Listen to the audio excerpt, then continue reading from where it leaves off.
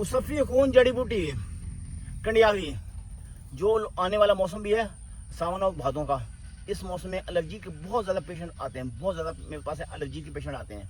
आज आपके सामने एक ऐसा नुस्खा बताने जा रहा हूँ जिसको आप खुद घर बैठ कर तो इसमें एहतियात करनी है कि इसके कांटे होते हैं, उनसे हाथ में ग्लव्स लगा के फिर इसकी पिसाई करनी है। वैसे इसकी पिसाई नहीं आप कर सकते क्योंकि इसमें कांटे होते हैं। जब इसको आप खुशक करके बारीक सफूफ कर लोगे, निसफ चम्मच दिन में एक दफ़ा, जल्दी खारिश है, खुशक खारिश है, ताल खारिश है, फोड़े हैं, पिंसी है, दर्द है, चंबल है, जिस किस्म के फसादे खून के मुतल्लिक जितने भी अमराज हैं, उन तमाम अमराज से निजात हासिल करने के लिए ये आप कंडियाली इस्तेमाल कर सकते हैं। इसमें एक और भी आपको फायदा मिलेगा।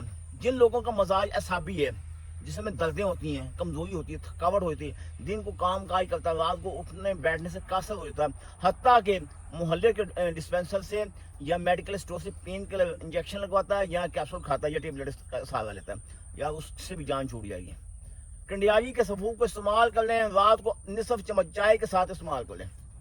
सुबह को जब आप उठेंगे तबीयत में हशाश पशाश होगी, तबीयत में ताजगी होगी। अगर आपका एचपी लेवल कम है तो इसका उसके साथ कोई लिंक नहीं।